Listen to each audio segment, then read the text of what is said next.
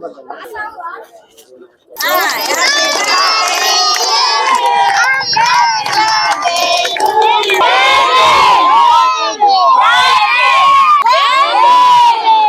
33వ జన్మదిన అంబేద్కర్ గారిది ఈ జయంతి పురస్కరించుకొని ఈ చిన్న కార్యక్రమాన్ని ఇక్కడ స్టార్ట్ చేస్తున్నాము.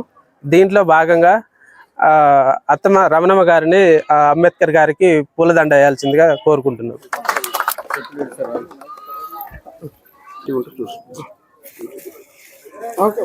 దుబ్బాకు మరియమ్మ గారిని ఇన్వైట్ చేస్తున్నాం.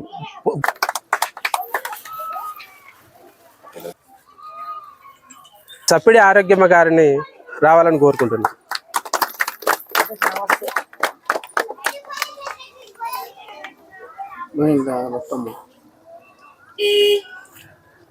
బోయిన్ల రత్తమ్మ గారిని కోరుకుంటున్నాను.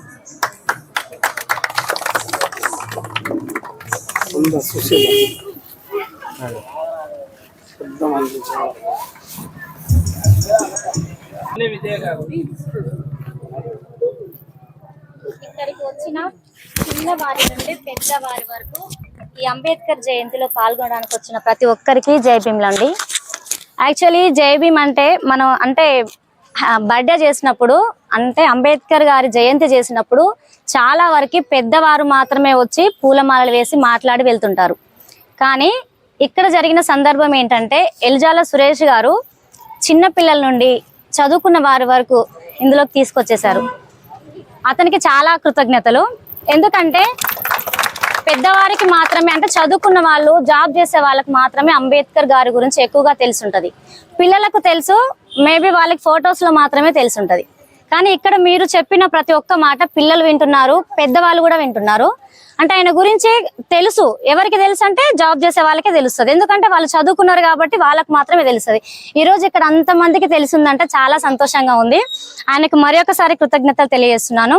అలాగే ఇంకొక విషయం ఏంటంటే లాస్ట్ అంబేద్కర్ గారి వర్ధంతి చేసినప్పుడు కొంతమందే కనిపించారు.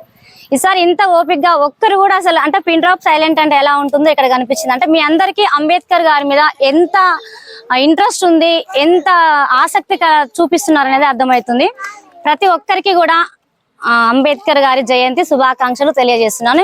ఇక ముందు వచ్చే జయంతిలో మన ఫ్యామిలీ మెంబర్స్ అందరినీ ఇక్కడికి లాక్కొచ్చి మరి మనం ఎలా చేస్తున్నాం అనేది చాలా గ్రాండ్ గా సెలబ్రేట్ చేయాలనేది నా యొక్క ఆశ.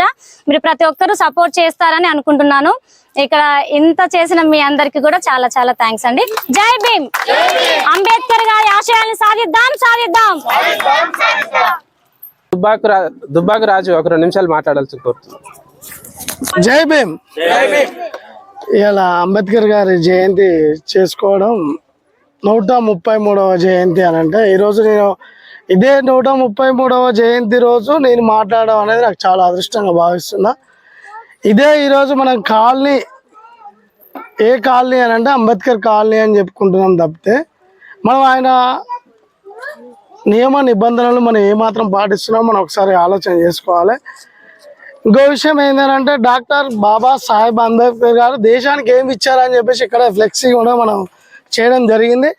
12 గంటల నుంచి 8 గంటల వరకు కుదించడం కూడా బాబా సాహెబ్ అంబేద్కర్ గారు చేశారు.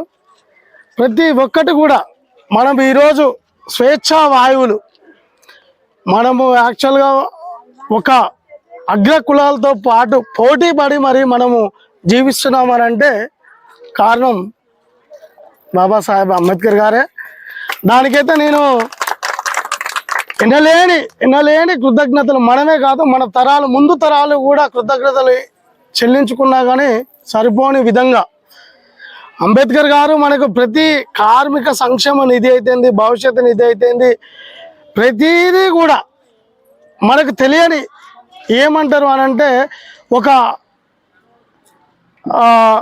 చట్టపరంగా పోతే ఏం చేస్తారు ఏంది అని తెలియని పద్ధతులను కూడా మనకు ఇలాంటి కొన్ని నియమ నిబంధనలు ఉన్నాయని చెప్పేసి తెలియజేసిన ప్రపంచానికి తెలియజేసిన మొట్టమొదటి వ్యక్తి ఎవరే అంటే బాబాసాహెబ్ అంబేద్కర్ గారు.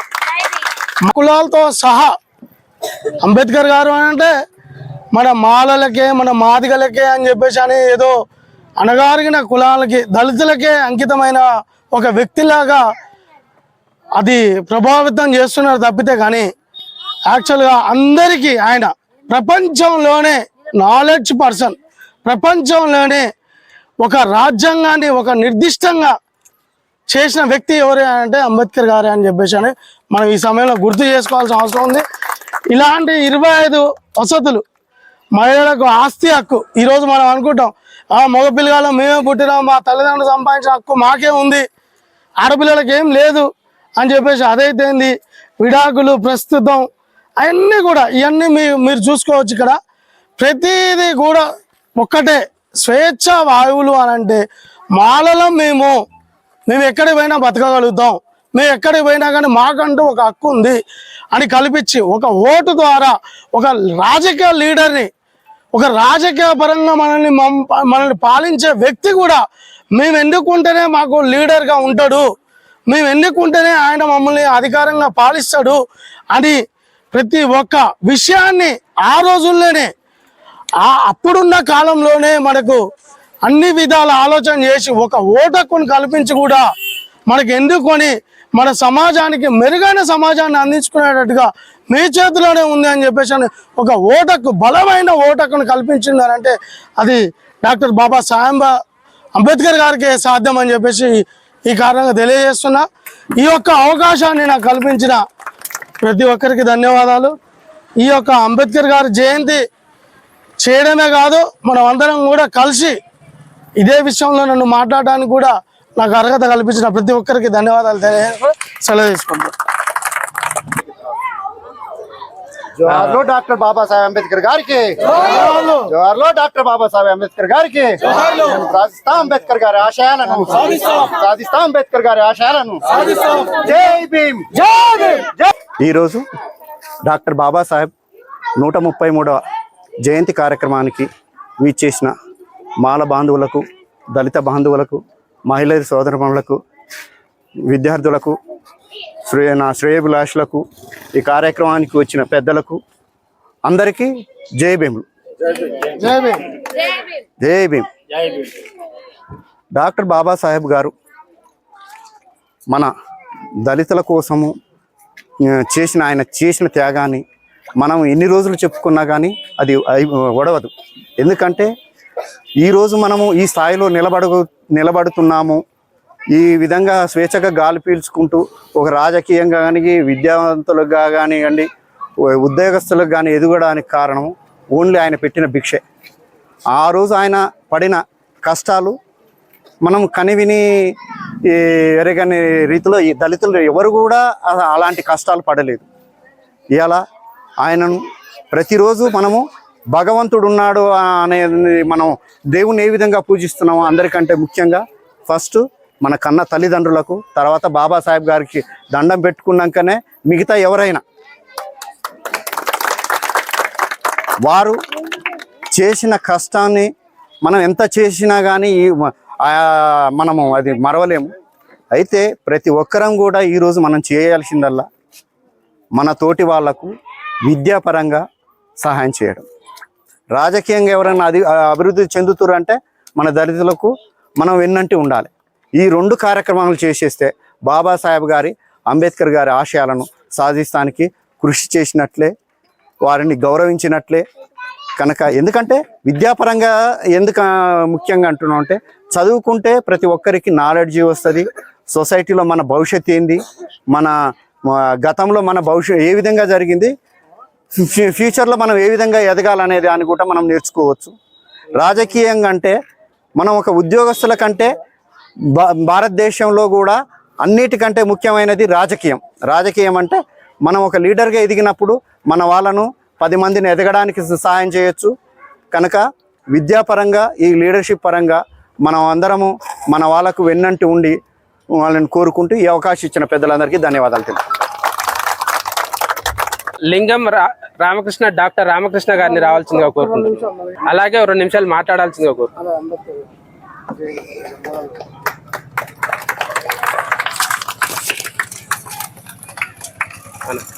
జై భీమ్, జై అంబేద్కర్. ఈనాటి డాక్టర్ బిఆర్ అంబేద్కర్ గారు ప్రపంచ మేధావి, భారతరత్న, రాజ్యాంగ రూప శిల్పి. అతనికి మనము 131 జయంతి శుభాకాంక్షలు మీ కాలనీ వాళ్ళందరికీ తెలియజేస్తున్నాము. ప్రపంచవ్యాప్తంగా ఈ అంబేద్కర్ గారి జయంతి జరుపుకోవడం మనకెంతో గర్వకారణం. మన భారతదేశంలో మన అంబేద్కర్ పుట్టడము మనం చేసుకున్న మనకెంతో గర్వకారణంగా భావించాలి. ఎందుకంటే ఈరోజు అతను జాతీయ నాయకుడు, రాజ్యాంగ నిర్మాత, మన దేశానికి ఎంతో మంచి ప్రజాస్వామ్య రాజ్యాన్ని మనకు అందించాడు. అతనికి ఎంత కొలిసినా మనం తక్కువే, అతను ఎంత పొగిడినా తక్కువే. కాబట్టి మనము వాడవాడలా ప్రతి కాలనీలో ప్రపంచవ్యాప్తంగా ఈ యొక్క పుట్టినరోజు వేడుకలు ఘనంగా జరిగిస్తున్నారు. అయితే ఇంకా మన భారతదేశంలో ఇంకా కుల వివక్ష పోవాలి, ఇది అధికంగా ఉన్నది ఇంకా నిర్మూలించబడాలంటే దానికోసమే మన అంబేద్కర్ మన కోసం పోరాడిండు, కుల నిర్మూలన కోసము. మనం కూడా విద్యావేత్తలమై చదువుకున్న వారమై మనం కూడా మన ప్రజలకు, మన కులాల వారికి, మన జాతుల వారికి మనం సహాయపడాలని మీ అందరి తరఫున కోరుచున్నాను.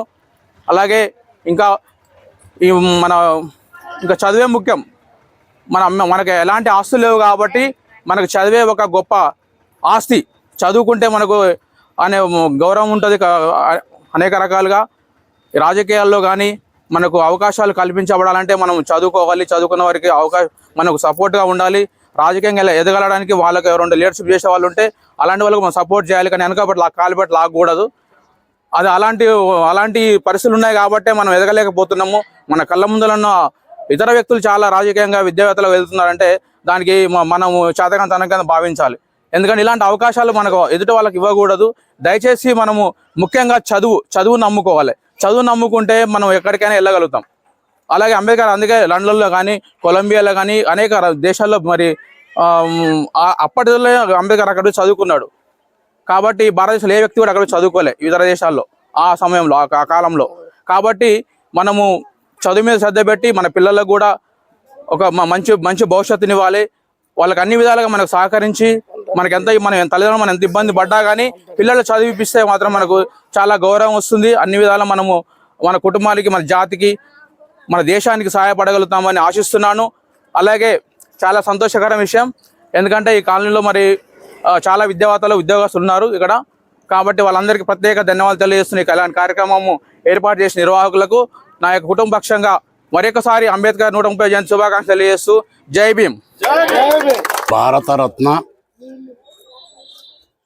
భారతదేశ రాజ్యాంగానికి నిర్మాత, ప్రపంచ దేశాలు గర్వించదగ్గ, మన దేశమే కాదు ప్రపంచ దేశాలు కూడా గర్వించదగ్గ వ్యక్తి ఎవరయ్యా అంటే బాబాసాహెబ్ అంబేద్కర్ గారు. మన దళిత జాతిలో పుట్టడము మన అదృష్టంగా భావించాలి. ముఖ్యంగా తను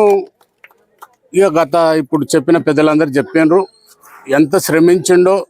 తన జీవితాన్ని దళిత బహుజనుల కోసం దారబోసిండు, అహర్నిశలు శ్రమించిండు. ఈ ప్రపంచంలో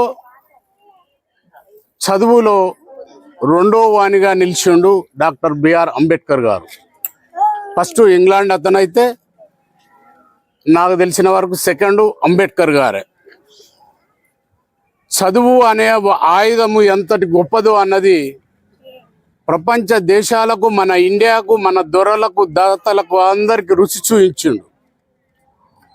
ఒక దళిత జాతిలో పుట్టిన జలితరత్నమైన అంబేద్కర్ గారు తన పెన్ను పవర్తో రాజ్యాంగాన్ని నిర్మించి సర్పంచి, జడ్పీటీసీ, ఎంపీటీసీ, కాన్స్టిట్యున్సీ, ఎమ్మెల్యే, చదువులో, విద్యలో, అన్ని రంగాలల్లో అందరికీ అవకాశాలు కల్పించిన మహాత్ముడు, గొప్ప దేవుడు.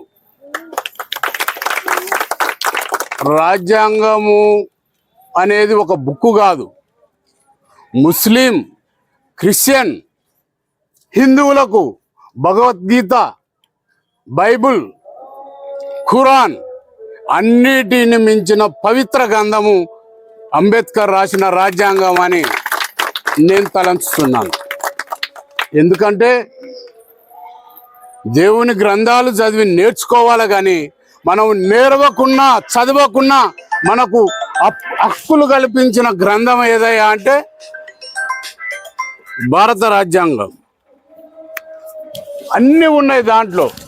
100 ఎకరాల ఆసామిని ఏమీ లేని ఒక దళితుడు కూడా ఢీ కొట్టే అంత అవకాశం మనకు ఆ మహాత్ముడు కల్పించాడు. కాబట్టి అసలు ఈ ప్రోగ్రాము ఇట్లా జరుపుకోవటం అంటే అన్ఎక్స్పెక్టెడ్గా, దీనికి ముఖ్యంగా సహకరించిన పెద్దలు సాగరు, రాజు, వీళ్ళందరినీ నేను చాలా అభినందిస్తున్నాను. నాకు కూడా తెలియదు, ఇప్పుడే ఫోన్ చేసి ఇట్లా అని చెప్పేసరికి నేను చాలా ఆనందపడ్డా. ఎందుకంటే ఒక మహాత్ముని జయంతి వేడుకలను మనం స్మరించుకునేదంటే చిన్న అవకాశం ఏం కాదు. సరే, చెప్పదలుచుకుంటే ఇంకా చాలా ఉంటుంది. ఆయనతో చెప్తే అది సముద్రంలో నీరునెత్తి పోసినట్టే, అది ఒడిగేది కాదు. కానీ పెద్దలు ఉన్నారు, మాట్లాడేది సమయాతీతం అవుతుంది. కాబట్టి ఈ అవకాశం ఇచ్చిన చిన్నలకు, పెద్దలకు, అక్కలకు, చెల్లెళ్లకు, అన్నదమ్ములకు, నా కాలనీ మిత్రులకు అందరికీ, అతిథులకు పేరు పేరున అభినందనలు తెలియజేస్తూ ఈ అవకాశం ఇచ్చిన అందరికీ కృతజ్ఞతలు తెలుపుతున్నాను. జై భీమ్. అంబేద్కర్ గారి ఆశయాలను, అంబేద్కర్ గారి ఆశయాలను జై భీమ్. నామా నాగయ్య గారిని ఒక 2 నిమిషాలు. జై భీమ్ అండి అందరికీ. ఈరోజు అంబేద్కర్ కాలనీలో బాబాసాహెబ్ అంబేద్కర్ గారి 133వ జయంతి ఉత్సవాల కార్యక్రమానికి హాజరైన ప్రతి ఒక్కరికి జై భీములు, నమస్కారాలు. డాక్టర్ బాబాసాహెబ్ అంబేద్కర్ గారు ఏప్రిల్ 14 అనగా ఈరోజు జన్మించినటువంటి రోజు. అందుకే ఏప్రిల్ 14 నాడు మనం దేశవ్యాప్తంగా, ప్రపంచవ్యాప్తంగా వీరి యొక్క జన్మదిన వేడుకలను జరుపుకుంటున్నాము. అందులో భాగంగా మన కాలనీలో జరుపుకుంటున్నాం. బాబాసాహెబ్ అంబేద్కర్ గారు 1891 సంవత్సరంలో జన్మించిన తర్వాత ఎంత కష్టాలను అనుభవించిందంటే, బాల్యంలోనే ఆయన పుట్టిన 6 సంవత్సరాల వయసు వచ్చేసరికి వాళ్ళ అమ్మగారు భీమాబాయి గారు చనిపోవడం జరిగింది. 6 సంవత్సరాల వయసులో తల్లి చనిపోతే తండ్రి పాలనలోనే పెరిగినటువంటి బాబాసాహెబ్ అంబేద్కర్ గారు అనేక కష్టాలను ఎదుర్కొని చదువును ప్రారంభించిండు. చదువుకుందామంటే పాఠశాలకు రానిచ్చే పరిస్థితి లేదు.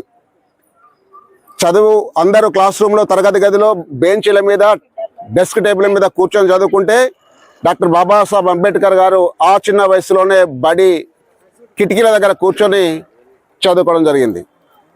తండ్రి ఒక సుబేదారుగా చిన్న ఉద్యోగం చేస్తున్నప్పటికీ వాళ్ళ సంతానం 14 మంది. 14 చివరి వ్యక్తి అంబేద్కర్ గారు. అప్పటికే తల్లి చనిపోయింది. ఈ చిన్న బాలుడికి బడికి పంపించాలంటే తల్లి లేదు. తనకు తోడ పుట్టిన 3 అక్కలు పెళ్ళిళ్ళైనప్పటికీ కూడా ఒక్కొక్క నెల ఒక్కొక్క అక్క వచ్చి ఈ బాబు యొక్క ఆలన పాలన చూస్తూ ఈ అబ్బాయి యొక్క విద్యాభ్యాసాన్ని కష్టాల కడలిలో కొనసాగించిండు. అలా చదువుకుంటున్న క్రమంలో ఎన్ని అవమానాలు ఎదుర్కొన్నాడంటే చెప్పలేనన్ని అవమానాలు ఎదుర్కొన్నాడు. అప్పుడే ఆయన కనిపించింది, ఈ దేశంలో ఇన్ని అవమానాలు ఎందుకు జరుగుతున్నాయి, అసలు కులం అంటే ఏంది, అంటరానితనం అంటే ఏంది, అసలు నేను మనిషిని కాదా, కుక్క కంటే పందుల కంటే హీనంగా భారతదేశ ప్రజలని, స్త్రీలను, పురుషులను ఎందుకు చూడడం జరుగుతుంది, దీని వెనుక ఉన్న కారణం ఏంది అని చెప్పేసి బాగా అధ్యయనం చేసిండు. సరే, ఆనాటి పరిస్థితులలో 18వ శతాబ్దంలో బాల్య వివాహాలు అధికంగా జరిగేవి. 16 సంవత్సరాల వయసు వచ్చేసరికి అంబేద్కర్ గారికి వాళ్ళ నాన్నగారు పెళ్లి కార్యక్రమం మొదలుపెట్టిండు. మాతా రమాబాయి గారు వయసు 9 సంవత్సరాల అమ్మాయిని వెతుకొచ్చి డాక్టర్ బాబాసాహెబ్ అంబేద్కర్ గారికి వివాహం చేశారు.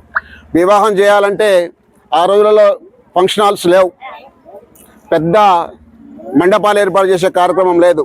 చేపల మార్కెట్లో రాత్రి 12 గంటలకి బాబాసాహెబ్ అంబేద్కర్ గారికి, మాతా రమాబాయి గారికి చేపల మార్కెట్లో వివాహం చేసి తెల్లారే వరకే ఆ పెళ్లి కార్యక్రమం ముగించి ఎక్కడో అక్కడ వెళ్ళిపోవడం జరిగింది. అంటే ఆ రోజు నిజంగా కనుక మనం పెద్ద ఎత్తున పెళ్ళిళ్ళు చేసుకుంటే నిషేధం ఉంది, నిర్బంధం ఉంది, కొట్టేవారు, హింసించేవారు, చదువుకొనిచ్చేవారు కాదు, చదువుకుంటే నాలుక కోసేవారు, చదువు చెబుతూ ఎవరైనా వింటే చెవుల్లో సీసం పోసేవారు, ఇంకా ఏదైనా చేయరాని పని చేస్తే వారిని ఆ ఊర్లో ఉండనిచ్చేవారు.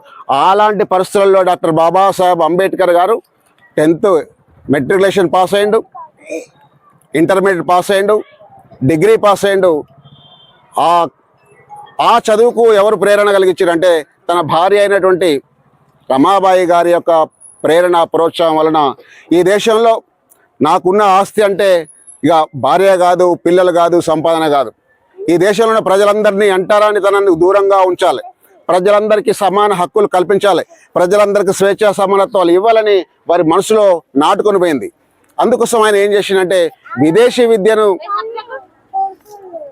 పొందాలి, ఎక్కువ జ్ఞానాన్ని పొందాలి అని చెప్పేసి బరోడా మహారాజు గారి యొక్క స్కాలర్షిప్ని తీసుకొని విదేశాలకు వెళ్ళాడు, విదేశాలలో చదువుకున్నాడు. అక్కడ అనేక పిహెచ్డీలు పొందిండు. ఈ దేశంలో ఎవరు పొందినటువంటి పట్టాలు చదువులు ఎవరు చదివారు అంటే డాక్టర్ బాబాసాహెబ్ అంబేద్కర్ చదివినారు. ఆ రోజులలో ఒక ప్రాంతం నుంచి ఒక ప్రాంతానికి పోయేటందుకు మనకు బస్సు సౌకర్యం లేదు, బస్సు ఎక్కే అవకాశం లేదు. అయినా ఆ కాలంలోనే ఆయన లండన్ వెళ్ళిండు, కేంబ్రిడ్జ్ విశ్వవిద్యాలయంలో చదువుకొని అక్కడ ప్రభుత్వంతో శబాస్ అనిపించుకొని వచ్చినటువంటి ఏకైక వ్యక్తి డాక్టర్ బాబాసాహెబ్ అంబేద్కర్. ఆ కేంబ్రిడ్జ్ యూనివర్సిటీలో ఇప్పటికీ డాక్టర్ బాబాసాహెబ్ అంబేద్కర్ గారి యొక్క విగ్రహం పెట్టి అక్కడ రాయడం జరిగింది. ఇలాంటి విద్యార్థి మా కళాశాలలో చదవడం మాకు చాలా గర్వంగా ఉన్నది అని చెప్పేసి రాయబడింది. ఆయన యొక్క పుట్టిన రోజు వేడుకలను ఇప్పటికీ ప్రపంచవ్యాప్తంగా జరుపుకుంటారు. మరి ఆ బాలుని యొక్క మన పిల్లలు మనమందరం కూడా అనేక కళాశాలలో చదువుకున్నాం, డిస్టెన్స్ చదువుకున్నాం, గోల్డ్ మెడల్ వచ్చేసింది. కానీ మన బొమ్మ ఏ పాఠశాల మెయిన్ గేట్ కాడ పెట్టలే ఇప్పటికీ. ఎందుకు మరి నాకు పెట్టిండ్రంటే ఈయన ఎంతో మేధావి. అక్కడ ఇంతకుముందు మన మిత్రుడు చెప్పిండు, మనం 2 గంటలు చదివితే 5 గంటలు 6 గంటలు రెస్ట్ తీసుకుంటాం. కానీ డాక్టర్ బాబాసాహెబ్ అంబేద్కర్ గారు 16 గంటలు నిత్యం చదివేవాడు.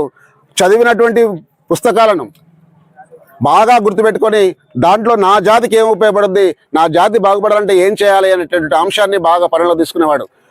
అమెరికాలో కేంబ్రిడ్జ్లో చదువుకున్నప్పుడు ఆయనకు ఒక వింత అనుభవం ఎదురైంది. ఇక్కడనేమో ఎక్కువ కులపోడు, తక్కువ కులపోడు, డబ్బున్నోడు, డబ్బు లేనోడు, బీదోడు, ఆడోళ్ళకి పైన కూర్చునే అధికారం లేదు, కిందనే కూర్చోవాలి, స్త్రీకి స్వేచ్ఛ లేదు అనేది. కానీ అక్కడ మాత్రం అందరికి సమాన అవకాశం ఉండదు. ఈ దేశంలో ఇట్లా సమాన అవకాశం ఉంది, నా దేశంలో ఎందుకు సమాన అవకాశం లేదని చెప్పేసి డాక్టర్ బాబాసాహెబ్ అంబేద్కర్ గారు ఆలోచన చేసి అమెరికా నుండి భారతదేశం తిరిగి వచ్చేసిండు.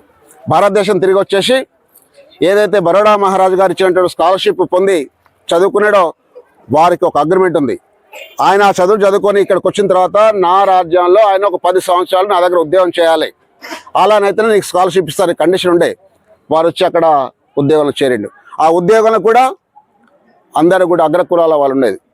మంచినీళ్ళు తాగనిచ్చేవారు కారు, ఫైల్స్ తీసుకొచ్చి టేబుల్ మీద ఎత్తేసేవారు, చెప్పితే వినేవారు కారు. లాస్ట్కు ప్యూన్, అటెండర్ కూడా డాక్టర్ బాబాసాహెబ్ అంబేద్కర్ గారిని అవమానపరిచే విధంగా చేస్తే ఆ ఉద్యోగాన్ని తృణప్రాయంగా వదిలేసి ఆయన బయటికి రావడం జరిగింది. ఈ విధంగా అనేక అనేక అనేక అనేక కష్టాలు పడిన డాక్టర్ బాబాసాహెబ్ అంబేద్కర్ గారు బ్రిటిష్ వైస్ రాయ్తో కొట్లాడి నా దేశానికి స్వతంత్రం ఇస్తున్నావా ఇస్తలేదా తర్వాత సంగతి, నా బడుగు బలహీన వర్గాల ఎస్సీ ఎస్టీ బీసీ మైనారిటీ ప్రజలకు మీరు ఇచ్చే హక్కులేందో చెప్పని చెప్పేసి భారతదేశ తరఫు నుంచి కొట్లాడినటువంటి ఏకైక వ్యక్తి డాక్టర్ బాబాసాహెబ్ అంబేద్కర్. కాబట్టి అలాంటి గొప్ప వ్యక్తి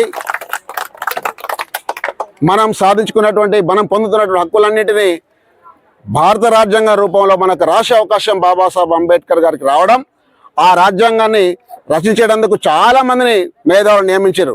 7గురిని పెద్ద పెద్ద మనుషులు నియమిస్తే ఒక్కరొక్కరుగా నిష్క్రమించారు. చివరికి మిగిలింది డాక్టర్ బాబాసాహెబ్ అంబేద్కర్ గారు ఒక్కరే. ఈ రాజ్యాంగాన్ని రాసేటందుకు అనేక దేశాల రాజ్యాంగాన్ని చదువుకోవడం, ఆ రాజ్యాంగంలో ఉన్నటువంటి మౌలిక సూత్రాలను, మూల సూత్రాలను, ఆదేశ సూత్రాలను తీసుకోవడం, వాటన్నిటిని క్రోడీకరించి 2 సంవత్సరాల 11 నెలల 18 రోజులు కష్టపడి అహర్నిశలు కష్టపడి ఈ భారత రాజ్యాంగాన్ని రచించిండు. కాబట్టి ఈ భారతదేశ ప్రజలమైన మనము డాక్టర్ బాబాసాహెబ్ అంబేద్కర్ గారికి రుణపడి ఉన్నాం. ఆ రాజ్యాంగంలో పొందుపరిచిన హక్కులను మనం ప్రతి ఒక్కరు అనుభవిస్తున్నాం.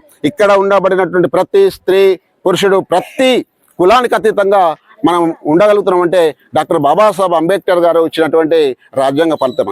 నేను ఈరోజు ఇక్కడ ఈ విధంగా నిలబడి మాట్లాడగలుగుతున్నాను అంటే నాకు అంతకుముందు ఉన్నటువంటి ఆ రాజ్యంలో స్వేచ్ఛ లేదు. ఈరోజు బాబాసాహెబ్ అంబేద్కర్ గారు ఇచ్చినటువంటి భారత రాజ్యాంగ ఫలితంగా నేను ఇక్కడ నిలబడి మాట్లాడగలుగుతున్నా, ఈ విధంగా ఉద్యోగం చేయగలుగుతున్నా, స్వేచ్ఛగా నేను ఇల్లు నిర్మించుకొని ఇక్కడ సూర్యాపేటలో ఉండగలుగుతున్నా. అంటే ఎన్నిటికీ కారణం డాక్టర్ బాబాసాహెబ్ అంబేద్కర్ గారు రచించినటువంటి భారత రాజ్యాంగమే. మరి ఆ భారత రాజ్యాంగంలో ఉండబడినటువంటి అన్ని హక్కులను పొందుతున్న మనం నెక్స్ట్ ఏం చేయాలి? రాజ్యాంగంలో ఉండబడినటువంటి హక్కులన్నిటిని మనం తెలుసుకొని మళ్ళీ ఏం చేయాలి? మన పిల్లలందరినీ విద్యావంతులు చేయాలి. డాక్టర్ బాబాసాహెబ్ అంబేద్కర్ గారు ఎంత గొప్ప చదువులు చదివినారో మన పిల్లల్ని కూడా అంత గొప్ప చదువులు చదివించాలి. చదివించినట్లయితే, చదివిస్తే జ్ఞానం వస్తుంది, తర్వాత ఉద్యోగం వస్తుంది, తర్వాత ఆర్థికంగా అభివృద్ధి చెందుతాం. కాబట్టి మనకు ఏకైక వృత్తి లక్ష్యము చదువు ఒకటే. కాబట్టి ఈ దేశంలో ప్రతి వాడవాడలో డాక్టర్ బాబాసాహెబ్ అంబేద్కర్ గారి యొక్క జన్మదిన వేడుకలు ఈరోజు ప్రపంచవ్యాప్తంగా జరుగుతూ ఉన్నాయి, దేశవ్యాప్తంగా జరుగుతూ ఉన్నాయి. సూర్యాపేట పట్టణంలో ఉన్న 2 పెద్ద విగ్రహాల దగ్గర వేలాది మంది విద్యావంతులు, రాజకీయ నాయకులు, స్త్రీలు, పురుషులు వచ్చేసి ఘనంగా జన్మదిన వేడుకలు జరపడం జరిగింది. అనేక మంది కేకులు కట్ చేయడం జరిగింది. ఇదే కాలనీలో ఈ సంవత్సరం ఇంత గొప్పగా ఇక్కడ కేక్ ఏర్పాటు చేయడం, ఇక్కడ బాబాసాహెబ్ అంబేద్కర్ గారి గురించి చెప్పే అవకాశం కల్పించడం, ఆ మాటలు వింటేందుకు ఇక్కడికి వచ్చినటువంటి స్త్రీ పురుషులందరికీ కూడా మరి ఇక్కడికి వచ్చి బాబాసాహెబ్ అంబేద్కర్ గారిని తెలుసుకోవడం చాలా గర్వకారణంగా ఉంది. ఈ యొక్క కార్యక్రమాన్ని ఒక్క అంబేద్కర్ కాలనీలో కాదు, సూర్యాపేటలో ఎన్ని అంబేద్కర్ కాలనీలు ఉన్నాయో, ఎన్ని అంబేద్కర్ నగర్లు ఉన్నాయో, ఎంతమంది ప్రజలు ఉన్నారో వాడలా జరుపుకోవాలి. ఇక్కడ నిర్వహించినటువంటి నిర్వాహకులు ఎవరైతే సురేష్ గారు, రాజు గారు వగేరా ఉన్నారో వాళ్ళందరికీ, నిర్వాహకులందరికీ ధన్యవాదాలు తెలియజేస్తూ నాకు ఈ అవకాశం ఇచ్చినందుకు ధన్యవాదాలు తెలియజేస్తూ ముగిస్తున్నాను. జై భీమ్, జై భీమ్, జై భీమ్. అంబేద్కర్ పుట్టినరోజు మనందరికీ పండుగ రోజు. అంబేద్కర్ పుట్టినరోజు, అంబేద్కర్ పుట్టినరోజు, అంబేద్కర్ పుట్టినరోజు. భారత రాజ్యాంగం వర్ధిల్లాలి, భారత రాజ్యాంగం, భారత రాజ్యాంగం. జై భీమ్, జై భీమ్, జై భీమ్. నిమ్మ మట్టయ్య గారిని కోరుకుంటున్నాం.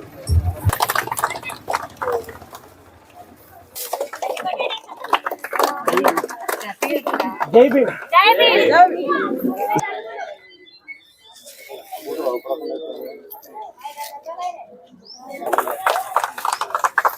అణువులపూరి భద్రాచలం గారిని కోరుకుంటున్నాం. పెరుమల్ల రావు గారు.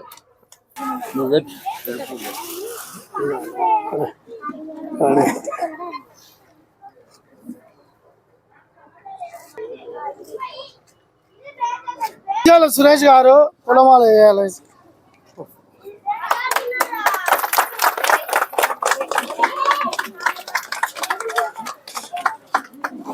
తిరుమలపురి జానకి రావులు గారు కూడా.